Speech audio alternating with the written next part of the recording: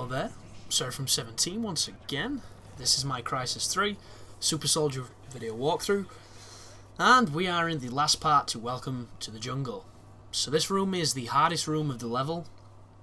There's a lot of enemies in here, there's a lot of turrets in here, and I'm going to be stealthing for the most through the first area, and then the last area I'm going to use some crafty arrow work to clear my path. But for the most, it's not too bad. It's just there's a lot of guys in this room, and there's a lot of eyes in this room, and they've all got really good vision. It can be kind of obnoxious sometimes. And I've actually now played all the Crysises. Before, recording this, I'd not played the first one. I did the second one, I did this one, and then I went back and played the first one. And I think the first one has the most obnoxious sight range of enemies, because on that one they can see you from islands away, which is kind of weird, especially when you're swimming underwater in cloak and they still spot you, which is kind of crazy. But this one will give that a run for its money at times, so you just have to be aware that it's almost old school stealth at times, because the cloak is great. There's a proximity where the cloak will not work, but for the most it's going to bail you out of a lot of situations. That being said, I can't stress enough the importance of putting your back or your front behind something. Putting something between you and anything that can see you is 100% guaranteed to work, and it's what you should always try and do if you can. And one of the joys of the trial and error stealth in this game is you never know which piece is going to be that go-to piece of cover that enables you to get your battery back. So there's extremely tense moments where you stood behind something that you know for a cert has bloody gaps in it, and you don't know if it's going to do the job. And if it does, you've figured it out, and that is a spot that you'll always use. If it doesn't, you'll probably die. And that is the trial and error of this game. I'm still kind of stunned of how short it is, but I'm not going to say it's a bad game, because I think this game is great. I think this game is fantastic. I feel like it's half a game. I feel like it's not fully realised in because a lot of people are going to say, oh, the storyline is what makes a campaign, so you look at it from that perspective. Storyline in this game is essentially about Prophet coming back from space and realising that these premonitions he's been having are coming true. There's this extremely overused and interesting power source that we're not too sure what it is. Now, by the way, if you shoot the turrets with the electricity arrows, it's an insta-kill. There's 2 turrets here you want to kill.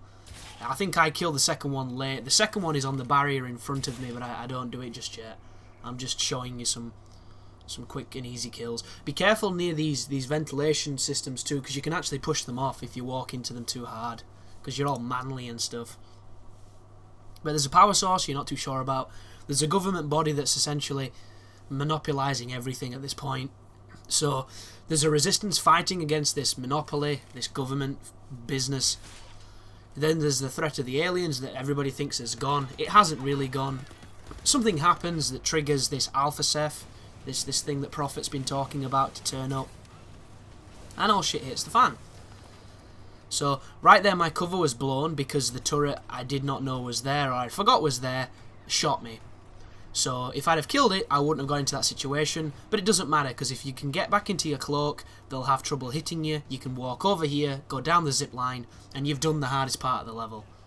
Once you're here, nothing's going to stop you, and it's all gravy, baby. It's all simple.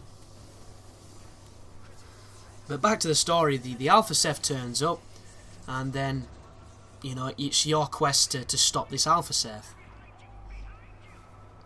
So as far as the story beats go, there's a little bit of mystery at the first, a little bit of intrigue at first, then it develops from this military story to this alien story to this, this supposedly organic power source is not all as good as we thought it would be. And it's underwhelming and doesn't really go anywhere. There's this is New York. This is future New York, completely covered in foliage and trees and overgrown and just crazy, like post-apocalyptic. Yet it's never really addressed. The world is never really addressed. All we know is that everything's gone to shit, and that seems to be all the exposition they want to give you. the Seth are not the main threat, even though this place here particularly, those stalkers will not stop coming.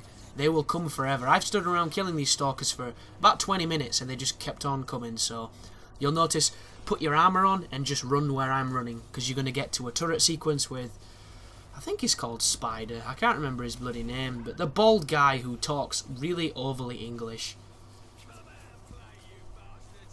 This guy. And up here there's going to be one of these caches that you can hack to get some resource. There's also going to be an awesome turret. And once you've defended up here for a little while, we're going to be riding a train and then going to the end of the level. So it's all pretty simple, all pretty standard. That's a weapon you're going to remember if you played Crysis 2. This is a weapon you'll remember if you played Crysis 2. As is this one, you know. The weapons in this game are not that much different. There's a couple more alien ones, I think. And there's the bow, obviously, but for the most, it's all kind of similar. But this is, for all intents and purposes, a mounted noob tube, so treat it like one. You know, it's got a lot of splash, it's got an interesting projectile on it, just to lead the opponents so that they run into it, and you can turn them all into pink soup, which is actually pretty fun. I do like this turret moment. But moving back to the incentives for the campaign, the story isn't one, guys. It isn't. There's not enough characterization. There's a couple of fun character moments, but they're all very flat and two-dimensional. It's all very cliched and predictable. The main narrative itself is not going to save it anyway. The gameplay is a good reason to play, and it definitely keeps you playing. But there isn't enough of it because the game is short, as I've mentioned. So it just... I'm not too sure what they were doing. Now, I think that's my main... And it's not a criticism, it's just like a quandary. I don't get it. I don't understand how they've made these fantastic looking environments, these really interesting setups for encounters, but they've only made a handful of them. And it seems weird. Like, does the secondary missions add all that much to the game, you might ask? No. I've done all the secondary missions, all the secondary objectives on the game, and like the missions themselves, I'm trying to think how many chapters there is. I think there's 7 chapters. It's been a while since I recorded this, guys, because I've had this for quite some time, so I could be wrong on that. His name's Psycho, not Spider. Psycho, there we go. So follow Psycho. There's about 7 missions, give or take, on the game, and each mission takes generally about 40 minutes to beat. It can be quicker if you know what you're doing and you've gone through it again. It can be slightly longer if you get stuck or if you're not too sure where you're going. But give or take, you're looking 40 minutes to an hour per mission. And it sounds like a value proposition that's quite decent, doesn't it? A single-player campaign for a first-person shooter in 2013 or 2012, I'm not too sure when this came out. 7 hours, give or take, on your first time. That sounds like a decent length. It sounds a lot longer than a Call of Duty. The problem comes with the fact that on the hardest difficulty, I barely died. And I don't know if that's because I'm just, you know, the best Crysis player ever, obviously, which is not true. I don't know if that's because this game is nowhere near as hard as the old ones, which it isn't. I don't know what it is. I don't know if I got lucky. It's one of those things where maybe when you know how to play Crysis in a stealth way, it becomes significantly easier. Who knows? But I think I died maybe 4 or 5 times on a blind, hardest difficulty playthrough of a campaign. That is very rare, that, guys, because regardless of how good you are, or regardless of how easy the game is, you're still going to die a few times because, you know, you went into a dead end, or you ran away you weren't supposed to go, you had very little cover and you got gunned down. Or you ran up to the enemy that is really deadly up close and he murdered you in seconds. None of that kind of happened with this one, so it was a hardest difficulty that was not that challenging but still fun on a campaign that was really interesting and really good but not that long. So that only leaves the collectible aspect, and the collectibles on this game are not very good. I don't think they're too great. And then the multiplayer, and I hear a lot of great things from the multiplayer. I didn't have time to test it out myself because I personally hated the second one, but a lot of people tell me good things about this one. So it's one of those things where if you were to ask me, you know, should I buy this game, I would say no, unless you want to get really deep into the multiplayer, because there's not enough here.